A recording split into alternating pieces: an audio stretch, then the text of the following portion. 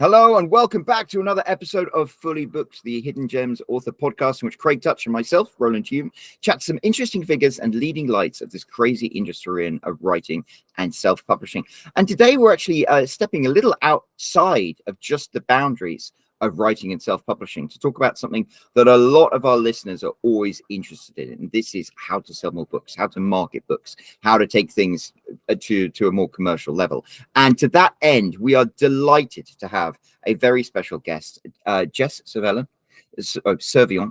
who is a customer experience expert, chief customer experience officer for Feastables, somebody who turbocharges brands, creates unique customer adventures. You know all about making a relationship between the customer and making sales that way. So we think that there are direct parallels that you can draw between what you do and what our readers want to achieve, what our listeners want to achieve with their books. And so hopefully we can piece those things together. So Jess, it is delightful to have you here. How are you doing today? I'm great. Thank you so much for having me on. I really appreciate it. Oh, well, we are delighted to have you here. And of course, we wouldn't be here without the man himself, Craig Touch, the owner and founder of Hidden Gems and an author himself. How are you doing today, Craig? Doing really good. Thanks, Roland. And thanks, Jess, for coming on. Like Roland said, the customer experience is so important for selling books. And we talk about this a lot with authors in terms of social media specifically, where a lot of authors, either they're ignoring social media or they're not doing it in the most optimal way. So a lot of authors, for example, a lot of authors will treat social media like a way simply to sell their books. So the only time they post is to say, hey, I have a new release, right? But that isn't creating that connection to the customer. And it's not as effective as if you used the social to build that relationship, right? And one of the things that wasn't mentioned in the introduction is, and I only mention it because it's sort of relevant to this, is that Feastables is like a company that was started by Mr. Beast, right? Who's a big social media personality, and that's part of that idea, is that he has used what he's built and the relationships that he's built with his following to then go and sell this other product, right? But if he was just some random guy, he couldn't sell, chocolates or whatever it is that, you guys are selling. He's got that relationship, right? So why don't you tell us a little bit about all of that? Yeah, well, I think what's really interesting is that, we talk about customer experience, but if you even break it down even further and you take it to like brand experience, right? So like we're talking about authors who, create a book and then they maybe they're hesitant to go onto social media or create any sort of content around it to like market it and hype it up, right? But at the end of the day, it's like you're creating these storylines from a book, maybe it's an audiobook, who knows, right? However you receive it. But at the same time, in order to sell that or in order to create awareness around it, you need to go down a path of content creation, and your story essentially needs to pop out of whichever medium that you're utilizing for the story, right? And so specifically you were talking about social media. It is a good, when we look at Mr. Beast, who now has this company Feastables, and he's a content creator, but the storyline going into Feastables is we had to build that story. You had to build that story. You had to build that story in order to acquire the customer, bring the customer in. And that same, in whether it's Feastables or not, any brand, book, whatever it is, in order to acquire, you still need to give a taste of what it is to your customer to bring them into the funnel, right? I don't know. I was kind of rambling there. I'm going to be honest with you, but my point is content creation is a part of the marketing piece. Absolutely. It's I find it so interesting when people who write books, they sometimes forget that they write these wonderful books and they're brilliant writers, but at the end of the day, what they're doing is creating a product. And if you want to get people to buy your product, it takes more than just having a great product. That's great, but it doesn't sell itself. And I think part of what you're talking about that I think is so important is something I wrote an article about recently, which is there are only 4 ways to sell books, and one of them is to have a relationship with the author. If you feel like you have a relationship with an author, then as soon as they have a new book out, you buy it just like that. It's like if Stephen King writes a new book, then I'm going to buy that book. And if Jack Carr is a wonderful example. Jack Carr is probably the most successful author on social media at the moment. And yes, he writes these wonderful books, and Amazon has this wonderful show based on his books, but also he's on social media doing giveaways, just showing examples of how he lives his life, talking to people, engaging with people, and that just creates a connection. So, you know, people feel like they know Jack Carr, and that means they're eager to support him doing what he's doing. And it very much seems like the same thing in Mr. Beast. I mean, Mr. Beast, people feel like they know him, and then he's doing these amazing things like building 100 wells in Africa, and it's like you want to support him doing these things. Right. Absolutely. I mean, going back to your point too, you know, I was just thinking to myself, like, what is my favorite book right now? Right. And right now, one of my favorite books is it was Crying in H Mart, and it's by, I'm probably going to butcher her last name, but it's by Michelle Zauner. And even though it is a memoir, right? Like, I read this book, right? I read this book. I find this book from like an awareness channel, essentially. Like, I think I was like walking down a path of like grief, and, you know, I was looking for like resources in like grief. This is a very deep story, but whatever, here we are. And I was like looking for books in grief, and, you know, and then I discover Crying in H Mart, but I don't really know. And even though this is a memoir, I don't really know anything necessarily about Michelle, but after I've read it, I've become attached to it. I'm like so attached to the story. I'm so attached to her story. I'm so attached to like the relationship that like, I want to build more from Michelle, right? I want to like, so then I'm going to go out as a customer of that author. I'm going to go out and search for more materials about that author, right? Granted, I actually didn't know she was in a band. I don't even know the name of the band. It was like Japanese something or other, right? Like I like can't remember it off. But that's not my point. Is like that's not the awareness channel that I found her in, right? I found her as an author, and then I'm continuing down a path now to search for more materials by Michelle as this author. And like that's all we're talking about here is like, as an author, you create a story, but you still need to build a relationship with your customer in order for them to continue down that pathway of wanting to consume more of your material. And I think it's really important. So like, you know, with Michelle now, I'm like sitting here and I'm following her online. I'm following any articles that she's in, right? And that's creating a storyline that's like outside of even just the one book that she did, right? And you like, I don't know, I'm thinking of like another author. Why am I like all the books that are like coming to my mind right now are all memoirs, and I apologize, but I'm also thinking of it escaped me. There's like this other book, I'll remember it later. We'll put it in the show notes, but there's another book that I've like also read, and I was attached to the storyline because this man was from Oakland. I'm from Oakland, California originally. So it's like, I care about Oakland, right? And he wrote a whole story about like what it was to live in Oakland in like the 90s, like in this time frame, right? And then again, I'm so attached to that story, but then I'm going and like consuming even more of his materials. He was also a comedian, so I'm like ending up down like his comedian pathway now. Like I'm down, like you know what I mean? Like it's so important to think of like not just being an author, but you also have to think of your readers as your customers and create experiences for them to want to consume more of your media. Yes, that makes an awful lot of sense. I was thinking stories are a really good one. Jack Carr, for example, you know, he writes military thrillers, but his story is he used to be a Navy SEAL. So therefore you kind of got that. When before her fall from grace, I think one of the reasons people like J.K. Rowling is she wrote didn't want to mention her. Well, I mean, that's the problem. Like, I think one of the reasons is she had built up this story of, oh, she was impoverished, she was writing in cafes, she was a single mom, she'd come out of an abusive marriage, and so she wants to write a book about this wonderful school where everyone from all different backgrounds could feel welcome and accepted. And of course, that is one of the reasons why the thing she said after that so many people feel betrayed by. But before then, that was part of the story. It's like that's, you know, her story was as much a part of the Harry Potter story.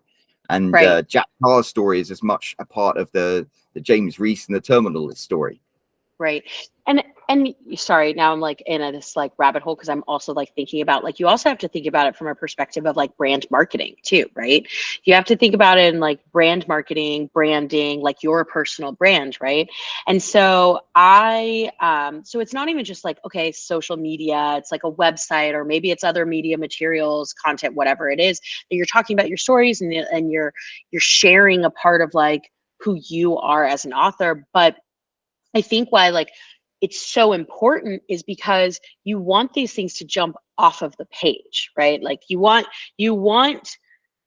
like when I think about like my website, for instance, like this, it doesn't necessarily have anything to do with like, you know, like stories, but like I think about my website, right? Like I think about like I could be Jess Cervellon on a page, right? But I want it to jump off of that page. So like what I'm doing to create like my brand is I have a very extensive logo that like has motion, right? I have like material on my website that like I've created a reel of like things that I've done in the past. I've created a page about me that's not just like, oh, hey, I'm Jess Cervellon and I'm this age and I've done these things. It's like actually showing my personality, actually becoming a part of like doing a level of like brand marketing in like words on a screen that's going to jump off of the page, right? And so I think it's like you have to think about it and like you're not just selling the story, you're selling yourself as the author, but you also have to think about yourself as like, I'm creating a brand for myself and sharing a piece of like who I am that's going to jump off of the page is going to help me build my audience even more. Yeah, absolutely. Yeah. And Sorry, you know, what's interesting, I think, is if you, for me, the way I'm thinking about it now is like, if you are a famous person already for another reason, we see this happen all the time, right? Where celebrities or even television shows, you know, they become famous for being in their show or for the show itself, and then they write this book, right? And they can sell all these copies of the book because they already have that audience. Like I know I was watching a show on Netflix and I went and looked something up about it and I was like, oh, there's a book about it. Sure, okay. You know, and it's like now you can sell that easier because you've already done that, right? But authors are actually going in the opposite direction. First, they've created the book and now they have to create that brand. And it's almost like, you know, they're doing things backwards, sort of, right? But Yeah. not backwards in the sense that it's the wrong direction, but backwards in the sense that it, from the way that you can, if you started as a celebrity and then wrote a book, you're doing it. I wrote a book, now I need to not necessarily become a celebrity, but create this brand around it. Yeah, absolutely. I mean, again, like it's you have to basically jump off the page, right? And I think it's really important that it's like maybe you might not be somebody who wants to go on like the podcast or like the live things, right?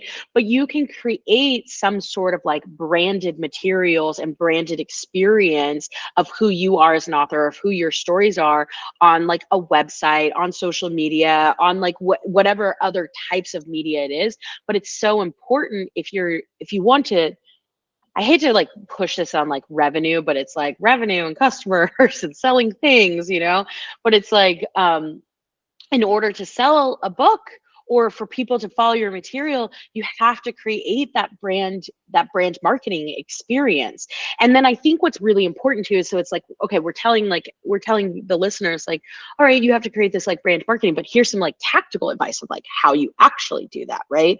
So think about who your reader is. Like you're going to walk into a store and maybe you walk into a store and you're a particular type of customer in that store, right? Like, I don't know, Target, right? Like Target is a particular type of customer opposed to like shopping at, I don't know, Walgreens for your toiletries. I don't know, I'm making up things here. My point is though, my point is like, you have to think about who your reader is. Like, who is your reader? What would the reader like to see in from my material? What do you think that they would like to see in my storyline? And you know, really focusing in on like your reader as your customer and like understanding that customer persona, right?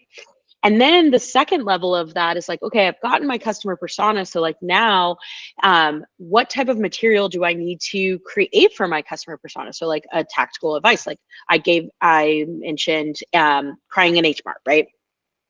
I'm a customer who is seeking out resources for grief. I'm my customer because crying in H Mart is about her mother had passed away, and understanding her lineage from like her Korean lineage. And so the customer persona there is like, I'm a individual who was seeking out a grief resource, so I'm reading this book, but I don't come from Korean descent, right? So maybe I'm creating materials about like losing a mother, right? Or I know this is really deep and dark, and I don't mean this to be deep and dark. I'm just like a thought in my head. But like, but anyway, my point is like, maybe you're creating materials for that customer persona, but then maybe your other customer persona is somebody who is from Korean descent, right? So maybe you're making material that's like, focused on like, you know, like things that are relatable to a Korean descent, like reader, right? Like that's like how you have to think about it. You have to break down who your reader is in customer personas and then create material based on like that. Yeah, I find that absolutely fascinating. Craig's going to roll his eyes at this because every single podcast I always manage to bring James Bond into it in some way. But I've got a big a group of friends who are into James Bond, and it's interesting because people are into James Bond for different reasons. You've got tedious middle-aged white guys like me who, you know, think of themselves as James Bond. James Bond has a huge queer following, because there is so much homoeroticism in the original James Bond books that a lot of gay guys really, really, really like James Bond, because they a lot of women actually really like James Bond, because the women, especially in the books, are strong and independent and sort of soiled doves. So they don't necessarily have perfect histories, and Ian Fleming writes about them as like real people. So there's a lot that resonates with them.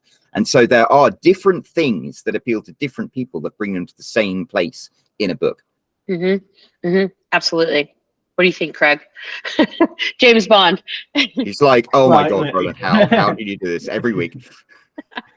Yeah, listen, I mean, everything resonates with its own audience, right? And that's why we have so much breadth of stories and authors, because not everything appeals to everybody, but there's something for everyone. There's so many different things, and you have all these, very, very small niches that meet the needs. And we've seen self-publishing has been able to reach those when traditional publishing always ignored them because we're too small, right? But like, this tiny little pie that wouldn't be able to fill the belly of a traditional publisher is more than enough to fill the self-publishers that are writing for that smaller genre, right? So that's one of those big benefits that self-publishing has brought. And so yeah, like, whether it's James Bond or whether it's grief or whether there's a market out there for everybody and for all types of books. And I think that and what you're saying is right. You've got to figure out who that market is that your book is targeting, and then go from there and creating that sort of brand around that. And it really, you can't do it without knowing who your audience is. Yeah, absolutely. And, the other thing I was thinking through when you were bringing that up is that I think sometimes it's a little bit hard for individuals too, to like brand marketing is like really daunting to an individual, right? Of like, it's like, oh God, I got to go build my personal brand right now.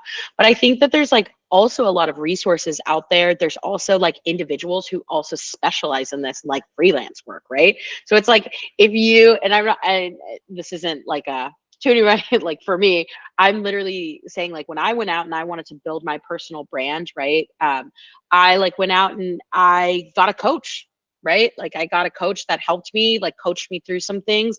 I also hired a digital marketing manager to like help me do some things with like social media, like create a newsletter, like all these, like this stuff, right? So I just think, as much as like you're putting out material out there as like an author, and you understand that like, okay, I have to go and like build like do this brand marketing for my for like my book or myself, there's also like individuals out there who specialize in a lot of these things too. So like utilizing those as resources or helping you, it shouldn't feel like it's like the super daunting thing. Maybe it's a social media manager, right? Like maybe it's like hiring an intern who loves TikTok. Like, I don't know, you know what I mean? Yep. It's just, don't feel like you're alone in like having to go and create it. I think my one piece of advice is, if you're going out and like seeking any help though, is making sure like those individuals, especially we're talking about like your material having to be like aligning with your reader, your customer, you also should be like aligning with individuals who like align with you and your values and what you want to put out there too. That was just a random thought. No, I think that is all incredibly valuable, and I think it's a choice that when you decide to be a writer, at some point you have to step up and say, like, what kind of writer am I going to be? Because you can write a book and you can self-publish a book and you can throw it on Amazon and maybe you'll get like 5 reviews and sell a few copies anywhere. But there is not, at the end of the day, self-publishing is a business model, and it's a business model that has been incredibly successful for a certain number of authors. And it's not necessarily down to like luck or even talent, and especially not privilege. It's like, hey, you need to learn to write a book effectively. You don't need to be the best writer in the world, but then you need to also learn the process of successful self-publishing, which is a process, and it involves other people. It's like, I might design my own covers, but I hire out to an editor. And you hire out to other people who can do the things that you can't do because you can't do it all yourself. Yeah. Absolutely. Yeah.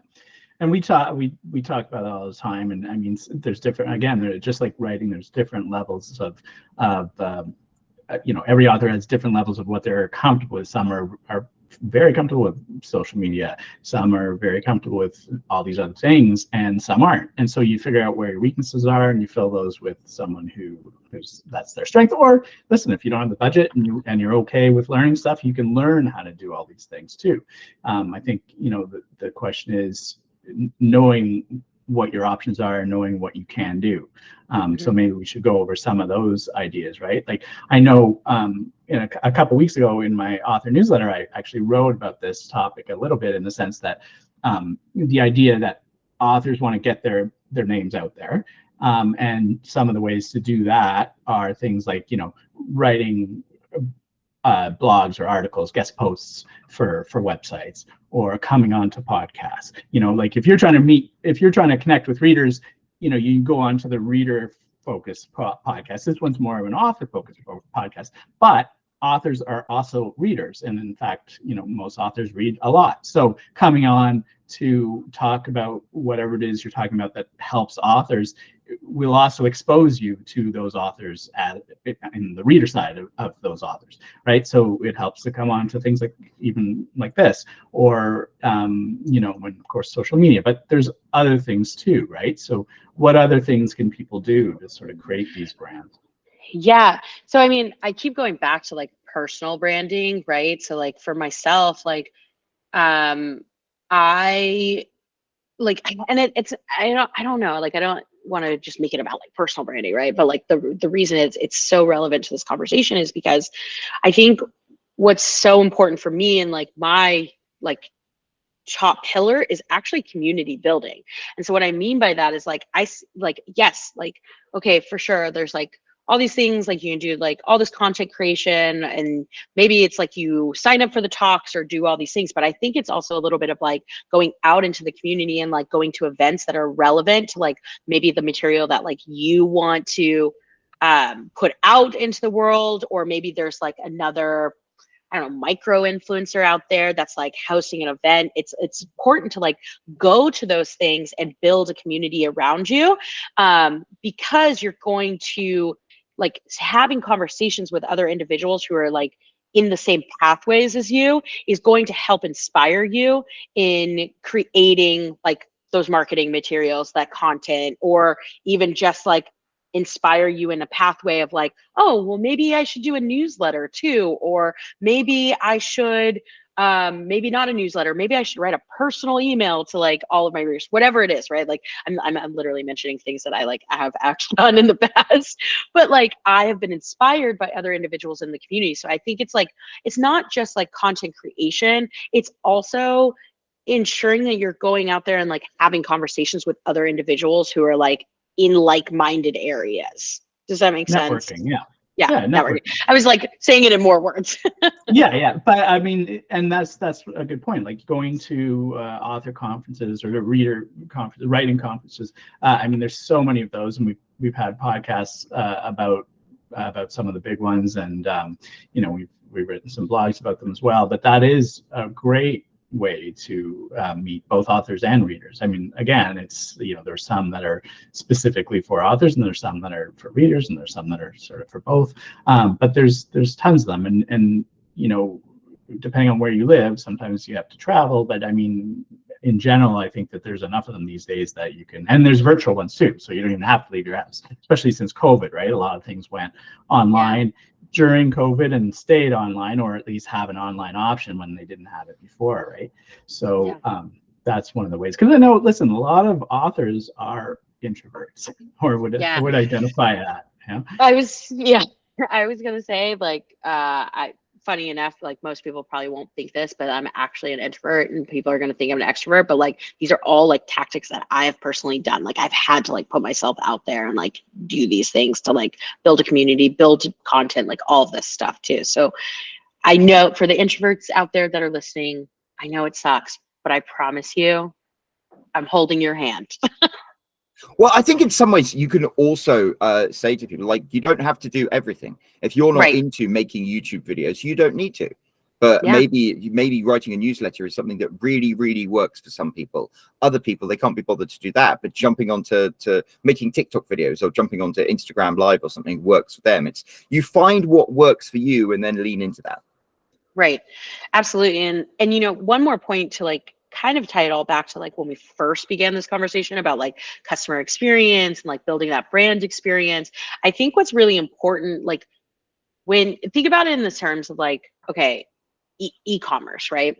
So what I see like really sells products really well is the founder story, and creating material around that founder story. And this is like circling back to everything that we're talking about, right? But so maybe it's like, even the content doesn't necessarily have to even be about your story, right? Like maybe it's even just like your founder story, and it's a short video of you, saying like, I'm the author, I'm this person, this is the type of material, whatever it is. And then maybe that's like the starting point of getting started in content creation, because you're like starting to develop out your founder author storyline, and then you can build upon that. And whether it's your website, whether it's TikTok, or any of these channels. There's an author I like called Christine Granata, who writes romance books, and she had an abusive marriage, and she actually tried to commit suicide once. And so on social media, she talks about these things. And in some ways, I think that's one of the reasons why she builds such good connections with her readers. Her readers love her books. They're always in floods of tears about her books, but they know that the books come from a place that perhaps they can relate to. And they see this author who's courageous enough to talk about stuff that actually happened to them, and they know that means the books she writes are going to have an authenticity to them that perhaps you wouldn't get somewhere else. Right. And I think that point, that authenticity, is the key to it all. Like, honestly, that's the key to it all. You don't want to just be like, okay, great, like, here's my book, right? Okay, and then I'm a completely different person than like this. Like, I just put out material that had like nothing to do, like I wasn't related to this, or like didn't speak to me. I think just like authenticity is like really what sells. Authenticity is like the baseline of building that relationship with your reader. Right. And it's funny, that's something we hear again and again. I think that's really coming up is this importance of authenticity. And it's funny, when you deal with somebody like Mr. Beast, he seems to come across as very authentic, but there are other people who say they're like playing a character. I hate to bring his name into it because he seems like a vile chap, but like Andrew Tate is always like, oh well, you can't blame me for that, I'm just playing a character. But the whole thing is, if you're playing a character, that is inherently inauthentic. Right. I mean, yeah, like we can go down that hole, but like, exactly. It's like, it's authenticity, but it's also like trust too, right? Like, yeah. I mean, I don't necessarily want to talk about Andrew Tate, but like, just in general, right? Like the celebrities that you see, or creators that you see that like are here for a minute and then gone the next minute, right? Is because they haven't built that authenticity and that trust, right? And like, and maybe I'm just a strong believer of like showing up in the world, like who you are, and like who I am is like empath, and I care about individuals, right? So it's like every material that I put out there is all for like and I don't want to mean like in a humanitarian perspective, but like it's for community building. So it's like I might not be making stories, but I make content that's very about customer experience, brand experience, marketing, like all these things, right? And like, but I'm putting out this material in like authentic manner and coming to the table as Jess, and also like for the sense of helping other individuals who want to learn about this stuff, right? So like, and I hopefully make this is like I'm gonna land the plane on this one. Actually, that's my point. I'm gonna land this plane, but my point is like I don't want to say like Andrew Tate is like, you know, this, I don't want to put him on a pedestal by any means, right? But like going back to your point on that is like, if you're putting out material that's like hurtful, you know, you're not gonna like last very long. You're not a great person, right? So but then going back to Mr. Beast, like all of his material is like he is a good person. Like he gives back, like everything, every piece of content that he puts out there and everything that he does, even like with us, giveaways, like all of this stuff is all for the greater good, right? It's like it's a true, authentic, he's building trust. He's building himself as like a humanitarian. So I don't know. I don't think I landed that plane. I'm just like talking right now. No, I think you did. You know, working in corporate America for so many years, one of my jobs I had in corporate America was corporate storyteller, because you say you're not telling stories, but you are. Because if you distill a story down to its most fundamental thing, and this is why you can have tweets to the stories and Instagram posts to the stories, is you have a piece of content that makes you feel an emotion and then moves you through to feeling another emotion. And it's that journey. That is what a story is, drilled down to its thing. So you could have a picture of a poor emaciated puppy that got found in a dustbin, and then 6 months later it's a big healthy chubby puppy who got adopted by a firefighter, and like you feel an emotion, you're like, oh, that poor puppy, and then you're like, oh, isn't that wonderful? And it makes you feel an emotion. That's a story, and that's how you tie people into it. And then and like for corporate America, it's something they don't necessarily understand the importance of that, but then there are some businesses that do, because it's all about that authenticity, tugging the heartstrings, telling a story, and it can be as short as a tweet. Yeah, you know, and I think maybe some of the authors that are watching this, like we have we have authors of every type, right? But a lot of some of the ideas, at least, are ones that would be more obviously applied to nonfiction and, you know, self-help and stuff like that, right? But somebody who is a genre fiction writer, I mean, you know, Roland gave the example of the romance author, but not everyone's got sort of that kind of storyline that they're willing to talk about or have to talk about, even whether they're willing or not. So what are some ways that, you know, let's say like a fantasy author or a science fiction or a thriller author who, you know, doesn't necessarily, you know, it's not like, oh, I can talk about my experiences as a wizard, right? So how would they create that content and that brand awareness? You're not a wizard, Craig? Well, we're really disappointed now. I know. So you know, like I think about it like, well, if you think about content, if you just break it all down, like all content is like all social media content, these reels, these TikToks, these YouTubes, it's all storytelling. You still have to have like your hook, like the story and the end of it, right? And so like in that example of like your, you know, the wizard, right? And you want to go and create like brand awareness for like your wizardly storylines, right? And maybe you don't want to share your founder story. Maybe like something to do is like creating material that's like short, like a short story in a way, right? Like a hook to get them into like your entire like all your books. And so I don't know, one idea I have, just like tactical advice and something that somebody who may be listening is like, maybe you go out there and you create that storyline on your website, and it's like the first landing page is like, you know, a short snippet of something, and then on the next page it's like a snippet of another. Or, you know, maybe you're creating a short story like reel, right, where you have the hook and you have the story and then you have the ending, and it's like 30-60 seconds, right? Like those are like, I think there's definitely places to create content and create that experience to bring people into like who you are for your brand. Just my thoughts. Right. Yeah, that makes a lot of sense.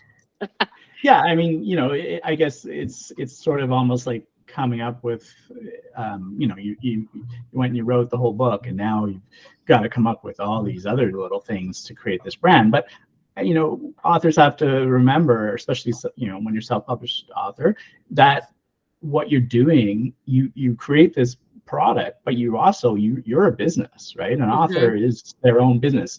And when you're part of a traditional publisher, at least in the old days, these days even this part's collapsing a bit, but they would do a lot of this stuff for you, but you have to do it all yourself. So it's not enough to write the book and be like, okay, I wrote the book, so everybody just buy it now, right? You have to be willing to put in the effort, and sometimes it's more effort than others, depending on the type of book and your situation, what you're willing to do, what your skill set is, to create a brand and to create the awareness and to bring people into the fold and show them your genuine persona and your authenticity, and that doesn't always come naturally for every author, right? But it's another part of the business that they have to recognize is an essential part, even if you don't necessarily want to do it.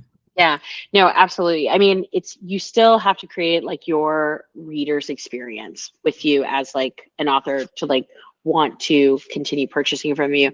And God, we don't have enough time to go into this one, but it's also like, we're talking so much about like the acquisition, but also a part of this of like this, like building this brand awareness and this brand marketing is a part of like retaining that reader too for the long term. Right. So retention, that's what I was saying. We don't gotta go into retention because I can go into a whole other hole there.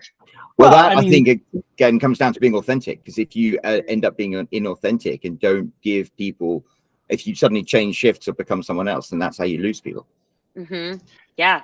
Yeah, and I mean, there's something to be said, like if you're writing great books, people are going to want to read the next one, right? But at the same time, if it generally takes time between each book, and if you're doing nothing in between each book to connect with your reader, it's much easier for them to sort of forget about you and move on to the next book, right? So there's that time period between book one and book two, whether it's a series or not, where you don't want to lose that customer. They might have loved book one, but then if it's a year between books, a lot happens in their lives, and then they've forgotten you, and now you have to connect to them again, right? Which is a whole nother piece of work. So if you can retain them during that time, get them excited about the book, maybe not only will you retain them as a customer, but maybe they'll start talking about you to other people that they know that like that sort of book, and they'll be like, hey, follow this author because he's really interesting, he creates a lot of extra content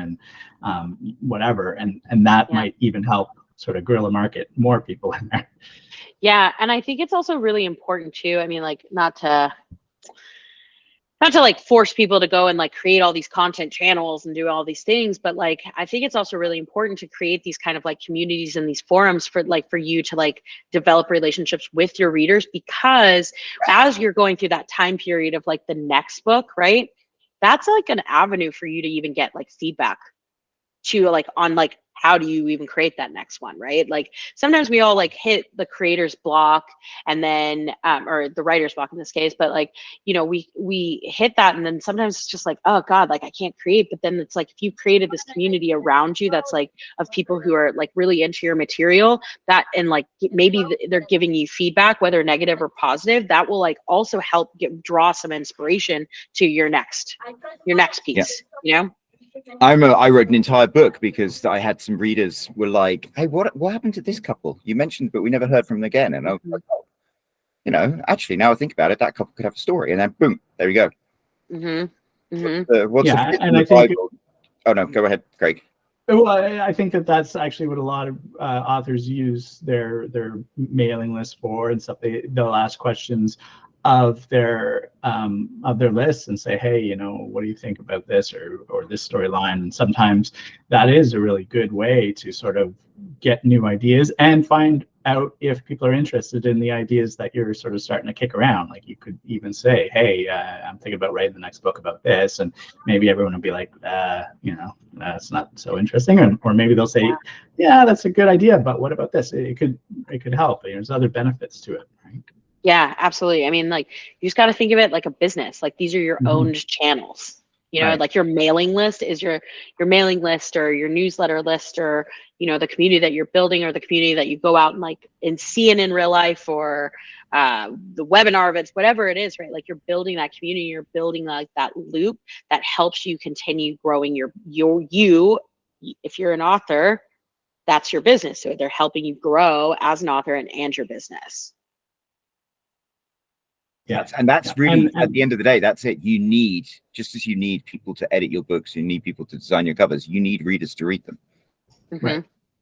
And I mean, you know, there's value in some of that stuff that isn't directly monetary, in the sense, like, you know, you can say, oh, I have all this list, and they'll buy my next book, or a portion of them will buy my next book, and you think of that as having some value. But there is the value in those other things, in the things like, you know, the suggestions that they might give you, the fact that they might go out and market for you by telling their friends to read the book. Sometimes authors use that list as a street team, who then basically work for free by helping to promote a book whenever it comes out, right? So there's all that other value that you get, and that you can take advantage of, but only when you've created a relationship with those people. If you are a type of author that just puts out the book and never really interacts, and you create a list somehow, you know, and people are joining it, and then you try to ask them for stuff, they're a lot less likely to want to help you than if they feel engaged with you as an author. Yeah. I mean, the engaged part really hit home for me in like your last sentence, because that's like, those are things that I love to, like, that's the point of a community, you know what I mean? Is like engaging with them. And I think that's like the other piece of like just quick tactical advice is like, once you've created this community or created these channels, depending on whichever route it is, don't ignore those your community too. Like, make sure you are engaging with them. Like, I know it could be daunting of like commenting back on everything or answering all the DMs, but like, it's so important as you grow that community to be authentic and showing up as like that, growing your presence within them. Don't like just let them being like the only communicators amongst themselves, you know? Yeah, sometimes it's a one-way thing, right? If you're writing a newsletter, then it's really just you talking to the audience. But if you have, you know, a Discord, or if you have a Reddit group, or if you're part of an existing community where you've created a subboard or whatever, where then people can sort of talk amongst themselves as well, and then that strengthens the community, and you don't have to be there 24/7 as the one who's always answering every question. Right. Yeah. Well, I mean, that's the kind of thing that I think a lot of authors are missing from their toolbox. And it's, you know, I get it. It's a time thing too, where it's just like, I want to spend my time writing the next book. And that's what they became writers for, not to become marketers. But you also chose the self-publishing path, which means that you need to recognize that you do have to either do this stuff yourself or find someone else that can help you do it. Yeah. There's resources out there. Like, there totally is resources out there that like aren't necessarily like even come at a cost. Like, you can trade services even, you know, interns. Like, I'm not saying abuse the interns, but I'm saying there are like really eager college students out there that would be willing to help, you know? I think one of the other things, perhaps the final thing to wrap up, is what you've outlined is kind of like the opposite approach that many authors take. I think many authors are like, hey, I'm going to write a book. How do I market it? Whereas I think if you really want to be a commercially successful author, you kind of have to say, okay, who am I writing a book for, and why are they going to buy it? And then what kind of books do these people buy? How am I going to write that kind of book, and how is it going to be relevant to that. And you identified it, and you went on about how you're an empath, like naturally. And I think that is something that a lot of writers are, but it's a case of like identifying who the people are who might read your story, and then how do I connect with them? How do I like make that connection to make them realize that I'm like them, they're like me, we have this connection. This book that I've written is going to be something that means something to them. Yeah, I mean, exactly. It's really like I think just the biggest piece of advice here in like this non-traditional episode is really just identifying your customer personas, and like how do you speak to them offline, like off of your book, right? And just kind of doubling down on that. Like, I know it's like daunting. Marketing seems so daunting, but it's just like we all have to be marketers in our little world in like whatever capacity that we can. And if anybody ever needs marketing advice, hit a girl up. Well, we're coming to the top of the hour. Craig, do you have any other questions to add before we find out exactly how people can hit Jess up? No more questions. I think that this was really valuable because it is, we talk about marketing a bit or a lot really, but the idea of creating a brand around yourself as an author is one that we don't talk enough about, and it's super important. And like I said before, like you can see its importance by the fact that so many people go the opposite direction, where they have already created a brand through whatever else they're doing, by their celebrity or by their whatever, and then they'd be like, oh, I read a book, and now everyone buys it, right? And it's, you can see they're not buying it because a lot of those times those people aren't even writing the book, right? They're using a ghostwriter. And so it's not, people aren't buying it because they necessarily because of their great writing or that they wrote that they whatever. They're buying it because of their celebrity. And so you have to think about that and how effective that is. And then you say, okay, well, I'm starting as an author, so let me create that same sort of thing. I just have to work the other way. And I think that once authors start thinking about it like that, it makes a lot more sense, and that might help push them towards doing it, because it is going to be some work. Yeah. So, well, okay, if people are looking for marketing advice and they want to hit you up, how can they hit you up, Jess? So I have a website. It's called jesscervellon.com. And or you could reach out to me on LinkedIn, but I'm pretty active on both. But yeah, those are the two places. I'm always down to chat about marketing. Always down to chat about customer experience and personas. And if anybody's interested in my newsletter, I also write a newsletter called Sunday Postcards, Notes from an Empath Leader. You can sign up on my website, jesscervellon.com. That's brilliant. And we'll, of course, pop a link down there below. And if you go to scroll down to check that out, make sure you leave Jess a comment. Let her know how much you have valued all of the information that she has shared with you today. And while you're down there, if you haven't already, hit that subscribe button, hit that like button, and that way you'll get notified every time we have a new episode of Fully Booked. So thank you very much, Jess, for joining us. We really think people are going to have found a lot of value in this. And we'll be back next week with another episode of Fully Booked. So until then, cheerio.